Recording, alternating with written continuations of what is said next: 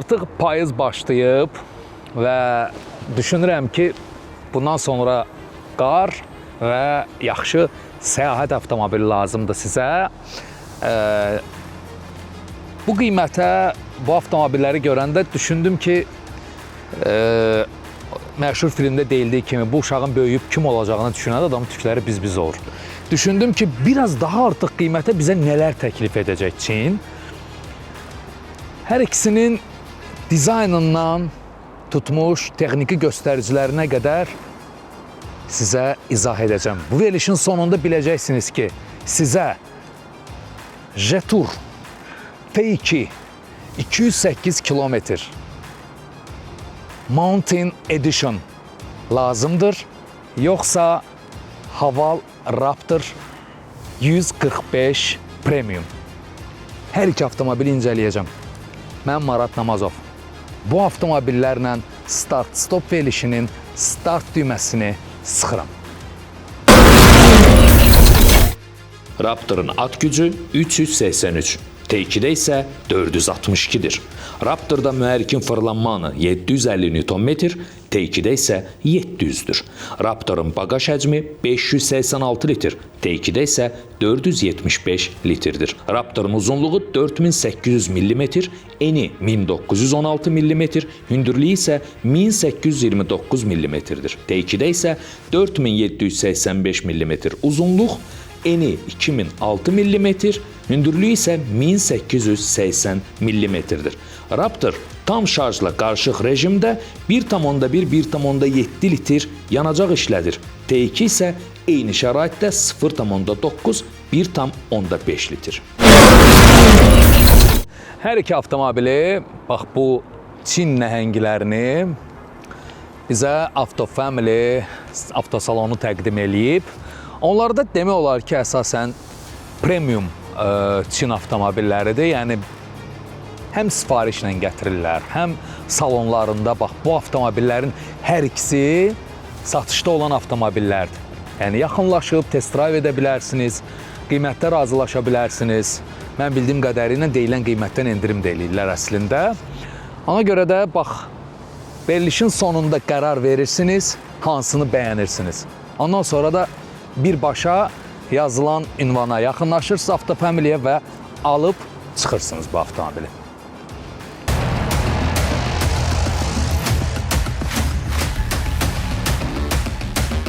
Önünüzdə Haval Raptor 5 Premium'dur. Sinfinin ən lüks, yəni bu modelin ən lüks versiyasıdır, ən full versiyasıdır. Bu avtomobil Azərbaycana təzə gələndə hər kəs nədənsə haqlı olaraq Defender'ə bənzədirdi bu avtomobili. Bir balaca araşdırma elədim və tapdım. Niyə bu avtomobil əslində Defender'ə bənzədilib? Bir səbəbi var bunun. Bu avtomobilin dizayneri Phil Simmons İngiltərəlidir və ilk iş yeri Land Rover olub. Və buradan ilhamlanaraq ərkiyanə formada bəli, bu avtomobili Defender'ə bənzədib. İstər avtomobilin yan hissəsində olan bax o pilləkən forması, istər indi arxa dizaynını göstərəcəm sizə, stoplar. Yəni bu avtomobilin Defender'a oxşaması, üstəlik kuzovun da dizaynı konkret olaraq bənzəyir. Bax o, həmin o İngiltərəli dizaynerin təşəbbüsü ilə bu dizayn ortalığa çıxır. Çünki o əvvəl Land Rover'da çalışıb və bu dizayna tam olaraq bələddir. Ən yaxşı bənzətməni düşünürəm ki, o edə bilərdi. Bundan sonra isə Ford markasına keçir və bildiyiniz Ford Fusion'un dizaynını da bax bu avtomobili dizayn edən Phil Simmons verib. Keçək avtomobilin ön hissəsinə. Ön hissəsindəki bax bu düz və qabarıq xətlər avtomobilin Amazon meşələrində bu macərapərəstlər üçün tam olaraq elə duruşundan mən hazıram, məni sür deyir. İstər radiator barmaqlıqlarının sərt çıxıntıları, istər avtomobilin ön kuzov hissəsinin düz və qabarıqlı forması bu avtomobilin bir səyahət avtomobili olduğunu, off-road avtomobili olduğunu bizə xatırladır. Təkər bazasının böyüklüyü, istər qapıların ölçüsünün böyüklüyü tam olaraq etibarlı bir off-road avtomobili olduğunu sürücüyə, bu avtomobilə baxan adama o mesajı ötürür. Güzlərin üzərində olan bax bu LED faralar açarsız daxil olma, kifayət qədər ağır qapı və qapını açdığımda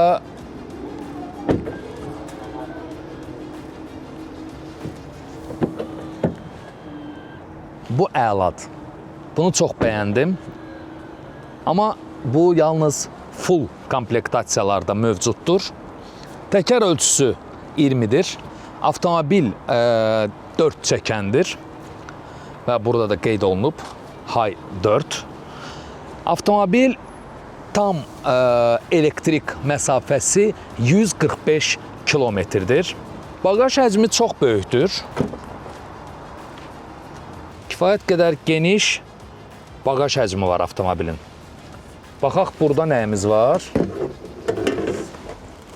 Aha, deməli, təkəri dəyişmək üçün damqıratımız var burada, açarlar var, akkumulyator. Bunun altında bir şey varmı? Baxaq. Aha, hibrid sisteminin elektriklə bağlı olan detallarını bura yerləşdiriblər. Bagajla bu qədər. Kifayət qədər səliqəli və praktik. Bax, bu stopları nəzərdə tuturdum. Defender'a bənzəyir. Avtomobildə burada belə bir hissə var. Bu əlavə olaraq avtomobili sifariş verəndə əlavə ödənişlə komplektasiyanı artıra bilərsiniz. Eynən bu detal da Defender'da var. Mən indi çıxmayacağım bunun üzərinə, amma əlavə açarla açılıb bağlanır. Keçək avtomobilin interyerinə.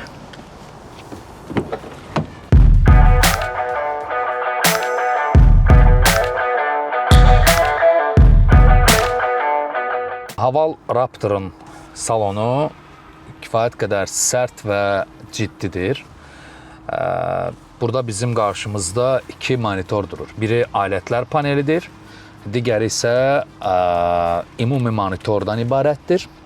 Birinci başlayacağım buradakı düymələrdən. Digər avtomobillər kimi, yəni Çin avtomobilləri kimi düyməsiz deyil bu avtomobil. Düymə ilə doludur burada. Deməli, çox maraqlı və sərt dizayna malik belə bir sürətlər qutusu başlığı var. Burada sağ-sol oturacaqların isidilməsi var. Bu avtomobildə arxa diferensialın bloklanması var ki, bu da off-road zamanı çox işinizə yarayacaq. Bundan əlavə parking etmək üçün kameranı buradan qoşursunuz. Əl-əyləci və avto hold. Sürüş rejimlərini bu düymə ilə dəyişirsiniz. Burada suları qoymaq üçün qablarınız var.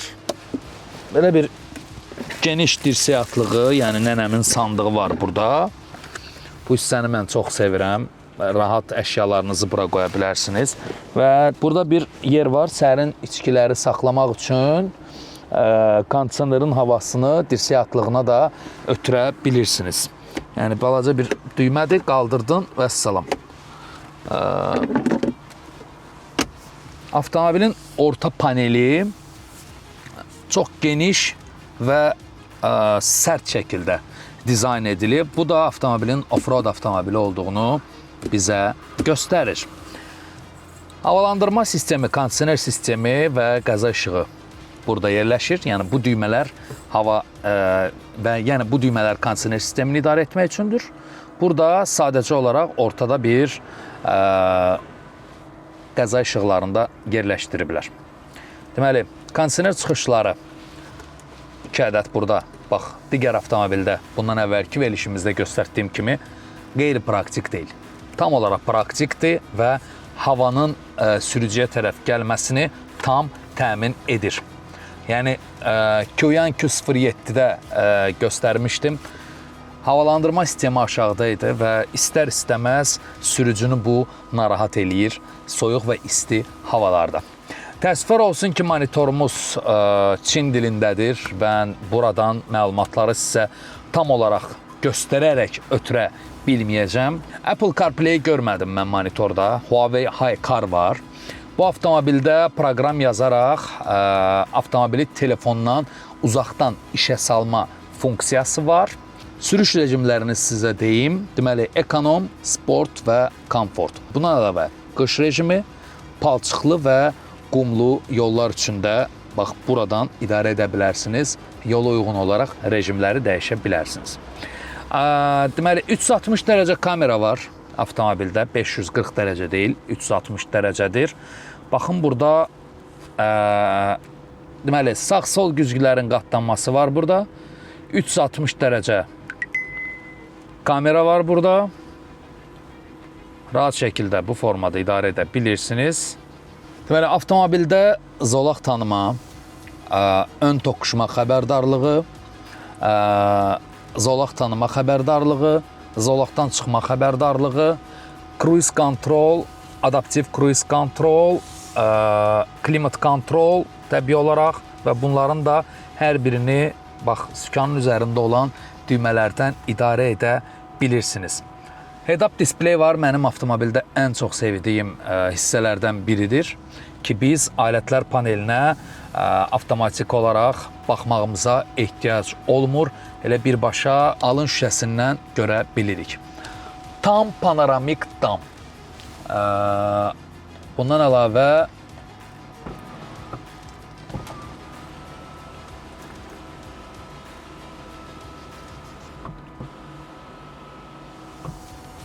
tam olaraq panoramik olsa da lük axıra qədər açılmır.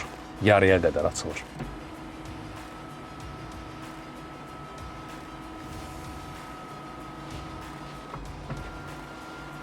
Əlavə olaraq pərdəni də buradakı düymə ilə idarə edə bilirsiniz. Burada belə bir şey görürsünüz.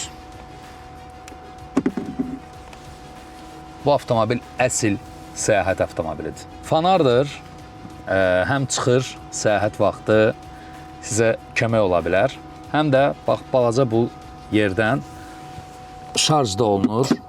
Bu şəkildə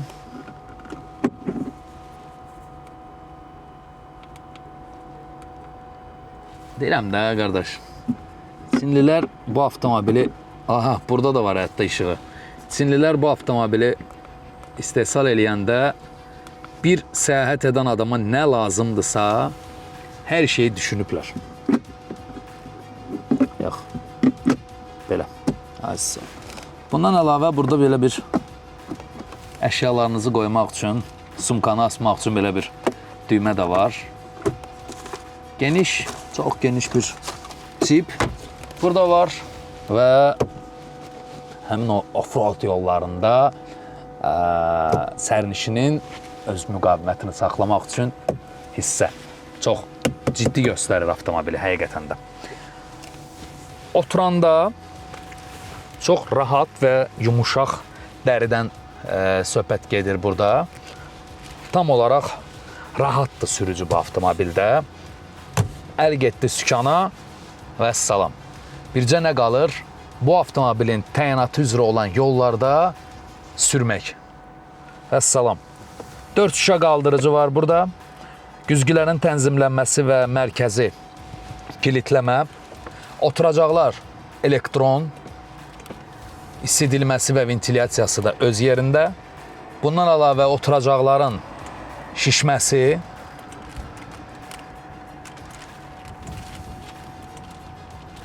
Və salam. Mən indi tənzimləyirəm ayaq məsafəmi və baxaq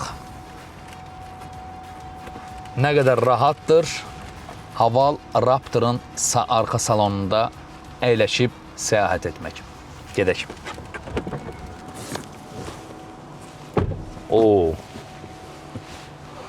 Yəni çox kipdir ya qapılar.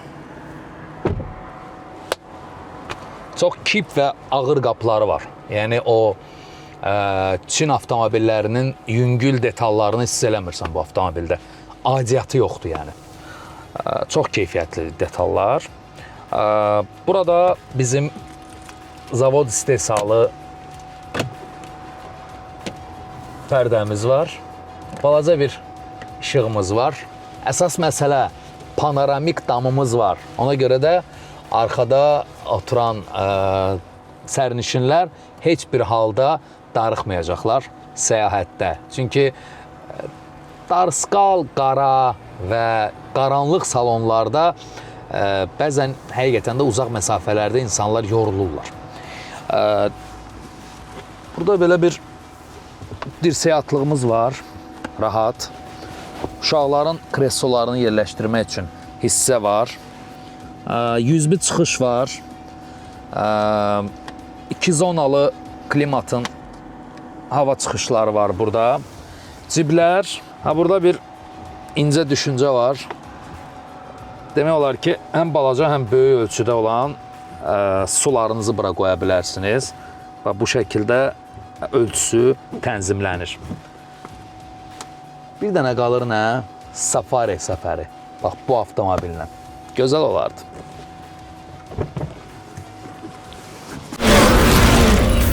Jetour T2 208 kilometr Mountain Edition 2VD.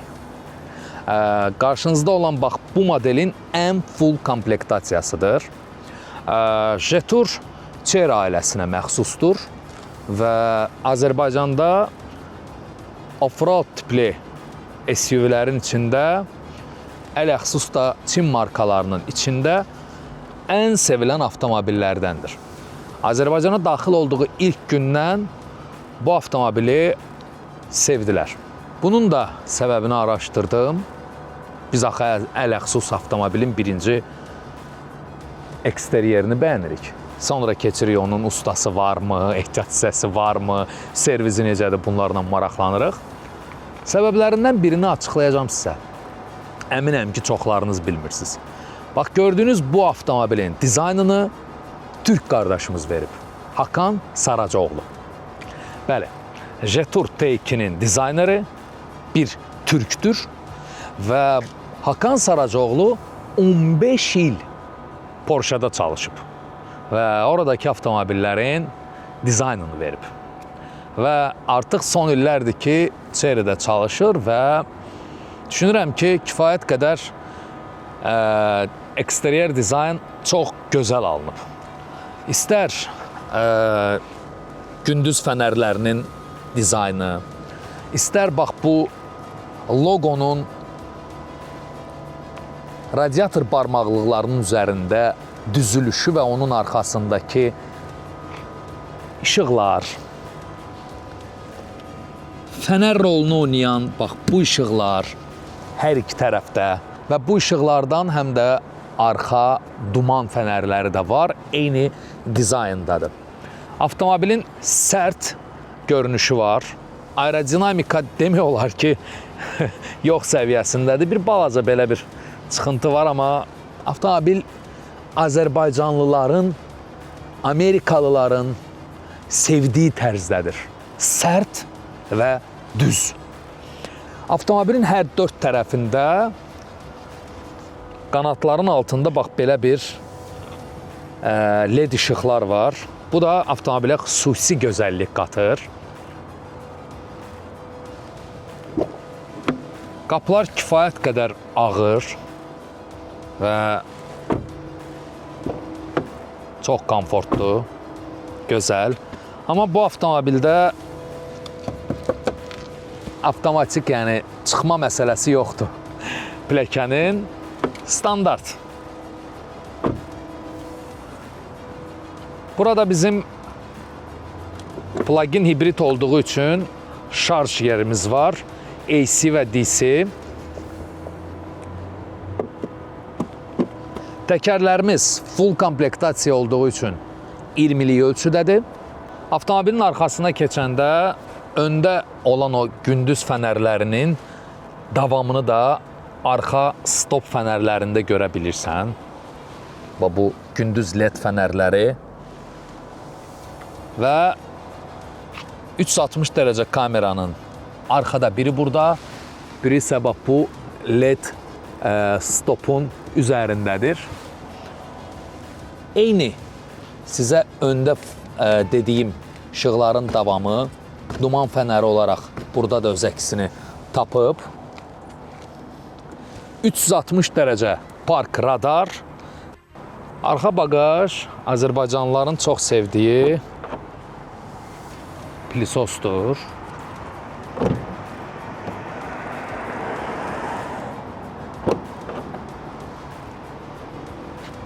Qapı kifayət qədər ağırdır. Əməlli başda ağırdır. Düzdür, burada ehtiyat təkər də var. Onun da ağırlığı özünü göstərir.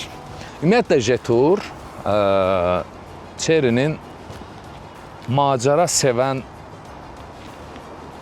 ailələr üçün istehsal elədiyi alt markadır. Və burada görürsünüz, dağın da şəklini qoyublar. Elə Mountain Edition'dır bu avtomobil. Və düşünürəm ki, interyerə keçək və o sərt dizaynı interyerdə də sizə göstərim.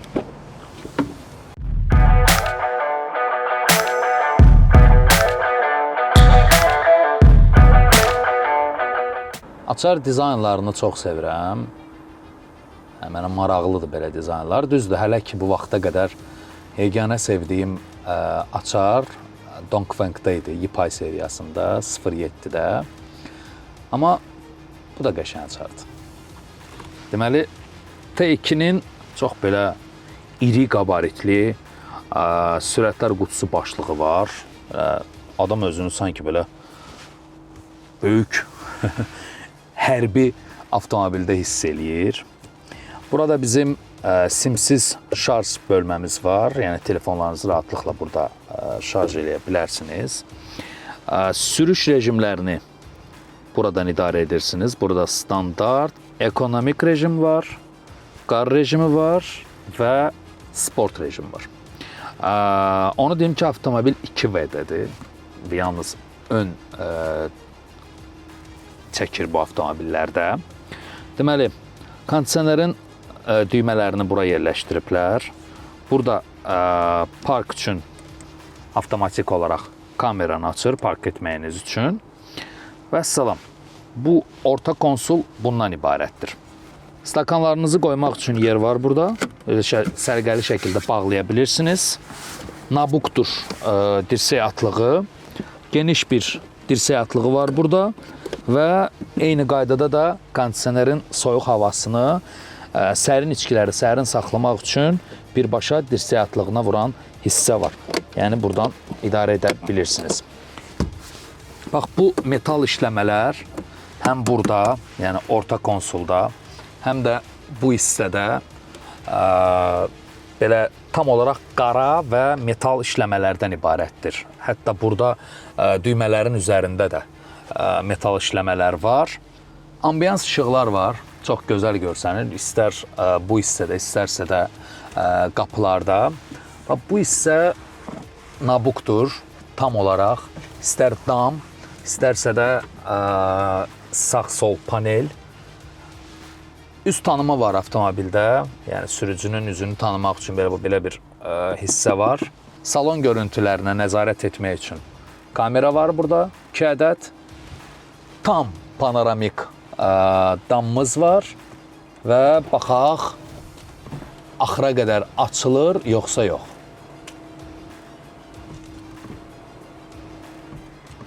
Yox, yarıya qədər açılır, amma tam olaraq panoramikdir. Alətlər paneli tam elektrondur, monitordur və bildiyimiz əsas monitor da buradadır, amma nəyə sevinirəm? Menyu bildiyimiz dildədir, ingilis dilindədir. Deməli, burada sürüş rejimlərini dəyişmək olacaq. Hibrid və elektron tam elektrik mühərrikə keçirmək üçün və ümumi hibrid rejiminə keçirmək üçün. Amma əsas menyuya buradan gəlirik. Aha, Apple CarPlay var bu avtomobildə. Digər proqramlar da yazılıb artıq burada görürəm. VS, Spotify, yəni hazır var. Registrator var, hansı ki siz yaddaş kartı qoyacaqsınız içinə, flaşkanı qoyacaqsınız və demək olar ki, salonda olan bütün görüntüləri və çöldə olan görüntüləri registrator tam olaraq yaddaş kartına qeyd eləyir. Deməli, monitordan idarə edirsiniz sağ-sol güzgüləri, eniş üçün və yoxuş üçün rejimlər var burada, avtomobilə konkret olaraq kömək üçün. Wi-Fi paylaşa bilirsiniz. Sükanın qızdırıcısı var burada, Parktronic var burada, Bluetooth və Wi-Fi sistemləri, hətta AutoHold da monitordan idarə olunur. Keçək sürüş rejimlərinə. Sürüş rejimlərinizdə bildiyiniz hibrid və elektromobil. Burada intellektual dediyimiz avtomobil özü qərar verir. Hibriddə sürəcək, elektromobildə sürəcək, yoxsa daxili yanma mühərrikində idarə edəcək avtomobili. 6% batareyanın vəziyyətini göstərir. 6% enerjimiz var və yanacaq sərfiyyatını göstərir.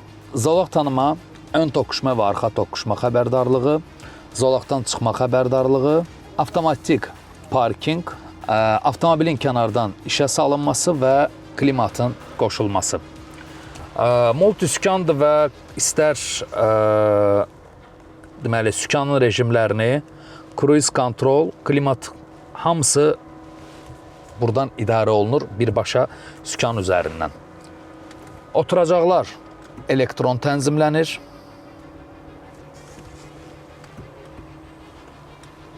Və oturacaqların şişirdilməsi funksiyası da var. 4 şüşə qaldırıcımız, mərkəzi kilidləmə, qapılarda ambiyans işıqlar, head-up display bu avtomobildə yoxdur. Kifayət qədər sərt, yumuşaq deyil oturacaqlar. Havalda yumuşaq idi, amma bunda kifayət qədər sərtdir oturacaqlar. İndi mən ayaqlarıma uyğun tənzimləyirəm oturacaqları ki,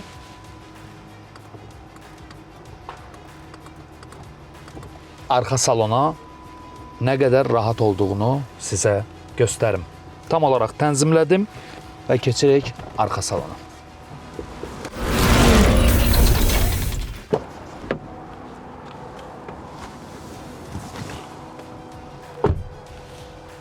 Qapı kipdir.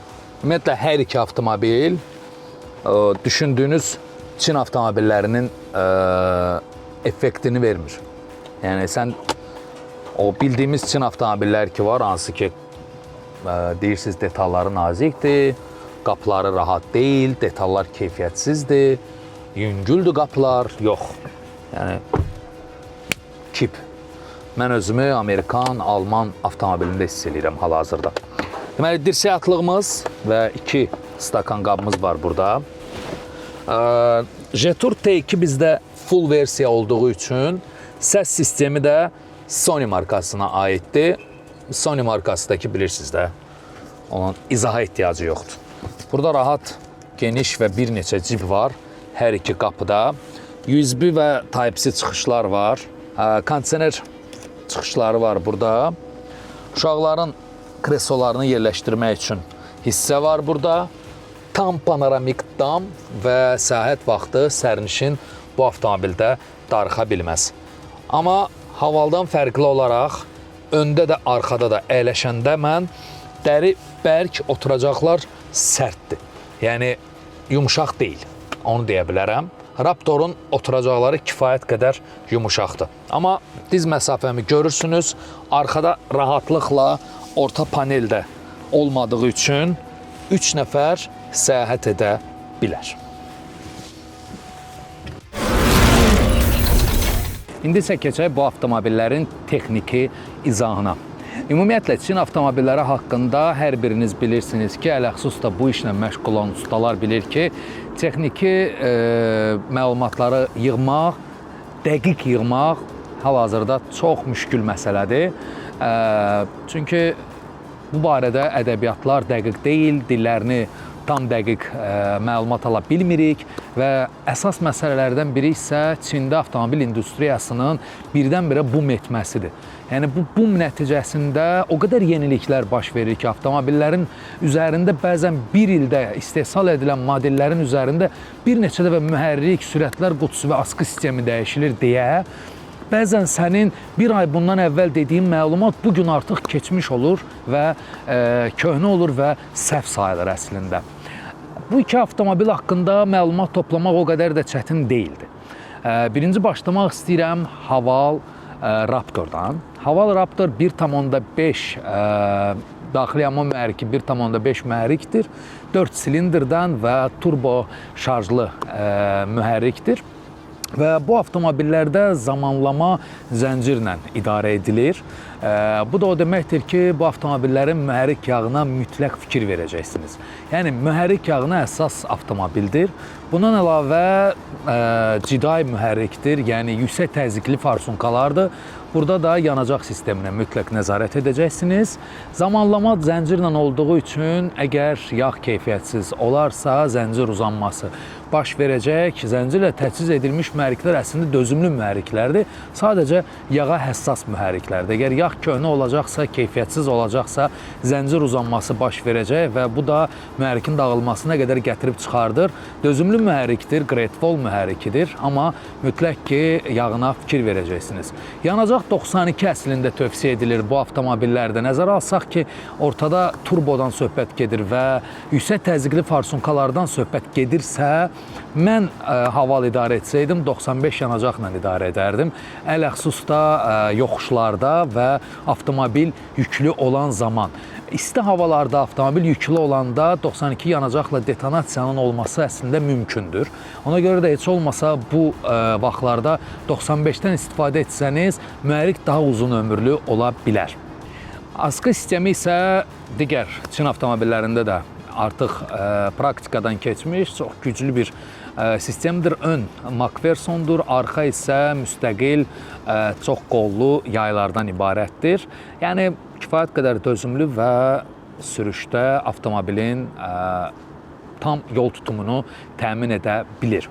İndi isə keçək Jetour T2-yə. Jetour T2-də də 1.5 turbo mühərrikdir, ciday mühərrikdir. Bu avtomobildə də 92 yanacaq, minimal 92 yanacaqla çalışır. Amma nəzərə alsaq ki, bu avtomobildə də ciday, yəni yüksək təzyiqli farsunkalardır. Eyni qaydada mən də tövsiyə edərdim ki, digər avtomobildə tövsiyə etdiyim şəraitlərdə 95 yanacağından istifadə edəsiniz. Zamanlamanın isə zəncirdən və yaxud ümumiyyətlə kəmərdən ibarət olduğu haqqında heç bir məlumat ala bilmədim. Mühərrikin Atkinson, Müller və ya Otto mühərrik olduğu haqqında da heç bir məlumat ala bilmədim. Təəssüflər olsun ki, amma burada da yanacağa və yağa mütləq fikir verməlisiniz. Sürətlər qutusu isə 3DHT, yəni hibrid sisteminə inteqrasiya edilmiş transmissiya sistemidir və burada bildiyiniz 3 pilləli sürətlər qutusu deyil. Burada birinci pillə start və aşağı sürətlər üçün nəzərdə tutulub, ikinci pillə orta sürət üçün nəzərdə tutulub, üçüncü pillə isə magistral üçün nəzərdə tutulmuş pillədir. Sürücü ümumiyyətlə bu pillələrin keçidini demək olar ki, hiss etmir. Nə qədər praktikdir, bu haqda heç bir məlumatım yoxdur. Amma mən hələ bu vaxta qədər Jetourların sürət qutusu ilə bağlı hər hansısa bir problem eşitməmişim. Askı sistemi eynən Havalda olan askı sistemidir. Ön Macphersondur, arxa isə müstəqil qollu yaylardır. Bu da avtomobilin yol üzərində, asfalt üzərində tam tutuşunu, yol tutuşunu təmin edir.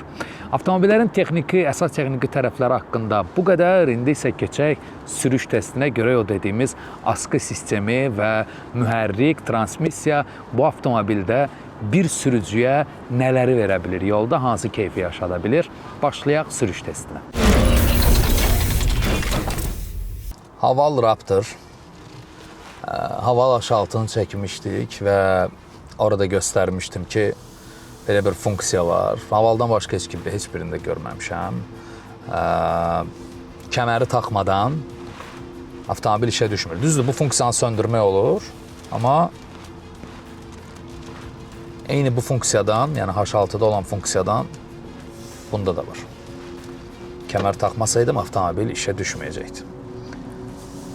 Deməli, mən rejimlərə baxmaq istəyirəm.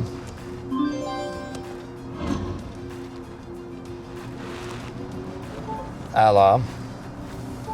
Avtomobil plug-in hibrid olduğu üçün istər daxili yanma mühərriki ilə də idarə edə bilərəm, istər elektrik mühərriki ilə də idarə edə bilərəm, istərsə də hibrid mühərriki ilə də idarə edə bilərəm. Yəni, qarışıq rejimlə. Hal-hazırda sport rejimə keçirmişəm avtomobili və bu rejimdə yerindən sürətlənmə edəcəyik. Ani tormozlanma və dairəyə giriş.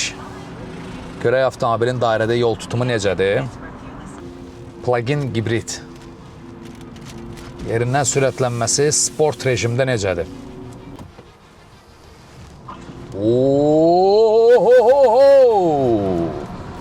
Gözəl.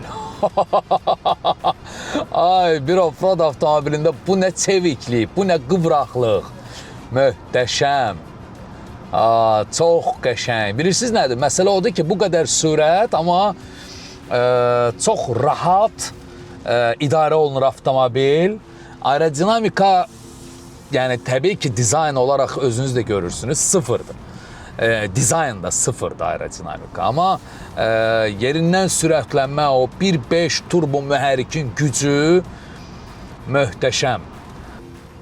İndi isə görək o sürətin qarşılığında əyləc özünü necə göstərəcək.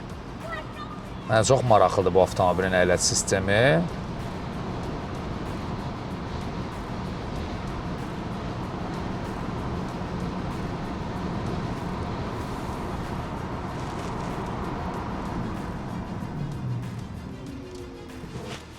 Yaxşıdır.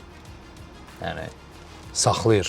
Avtomobil rahatlıqla əyləc və yerindəcə dayandı. Yox, çox bəyəndim. Çox bəyəndim əyləcində. Qalır nə? Dairə. Qarşıda bir kiçik bir dairə var, elə orada dövr edərik. Görək bu SUV dairədə özünü necə göstərəcək? Özü də sport rejimdə. Avtomobil asfalta cırmaq atır. Möhtəşəm. Yəni, görürsünüz, demək olar ki, mən tərpənmirəm avtomobilin içində. Super. Bilmirəm, hal-hazırda çöldən görürsünüz avtomobili, hər halda nə qədər çatdıra bilir sizə kameramız. Avtomobili demək olar ki, mən yerində əziyyət verirəm avtomobilə, amma hər şey öz qaydasındadır. Haval Raptor, sürətlənmə ideal, əyləc yaxşı, dairədə isə möhtəşəmdir. İndi isə baxaq, Jetour T2 özünü necə göstərəcək. Keçək T2-nin sürüş testinə. Əyləc çox sərtdir. Əyləc çox sərtdir. Məncə biz buradan rejimi dəyişək. Əyləcin rejimini, ondan sonra hərəkət eləməyə başlayaq. Əks halda bu avtomobili sürmək olmayacaq. Əyləc sistemini keçirdik komforta. İndi əladır. Çünki sportda ümumiyyətlə idarə edə bilmədim. Bu avtomobildə Bakımızın xəritəsi var. və üstəlik rus dilindədir. Avtomobil hal-hazırda hibrid rejimində idarə olunur. Daxili yanma mühərriki qoşulub və yerindən sürətlənmə edəcəm. Sükanın dizaynı qəşəngdir. Yəni əsl o off-road dizaynını tamamlayır. Sərtdir, istər salon, istər eksteryer. Qəşəng sürətlənir. Amma əyləci komfortu keçirsəm də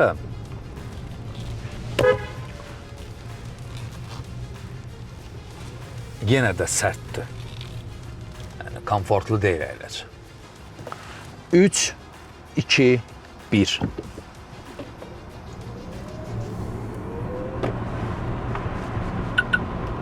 Raptora çatmaz.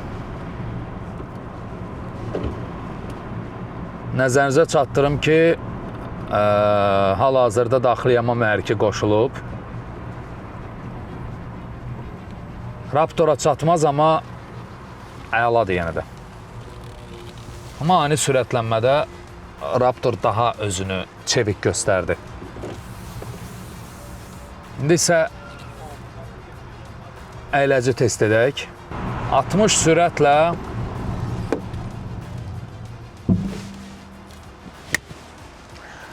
deməli, yerindən sürətlənmə, qoy dairəni də eləyim sonra. Artıq nəticə mənə hazırdır. Məncə siz də bilirsiniz artıq mən nə deyəcəm bu avtomobil haqqında. Bir dairəni də keçək. Ondan sonra mən tam olaraq sizə deyəcəm sürüş testinin nəticələrini.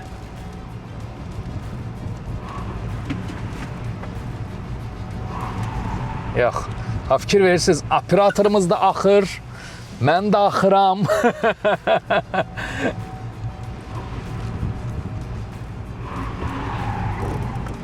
Avtomobil də sürüşür. Yox, hətta təkərin iyi gəldi. Biraz dairə vuran kimi təkərin iyi də gəldi.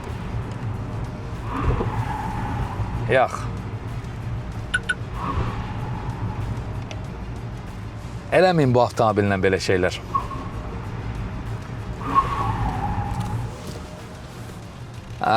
Deməli, ümumilikdə əladır. İstər sürətlənmə, istər əyləc, istər dairə. Amma biz bu avtomobili Raptorla müqayisə ediriksə, yerindən sürətlənmə Raptor, əyləc T2 Jetour və dairə Raptor.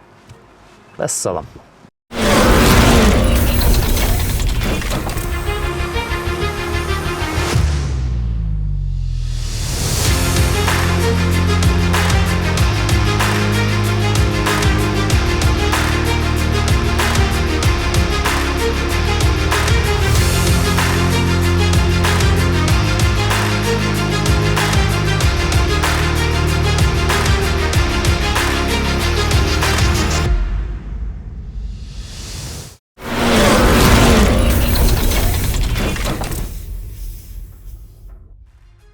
Verilişin sonudur və siz artıq bilirsiniz ki, bax bu iki canavardan hansını seçirsiniz.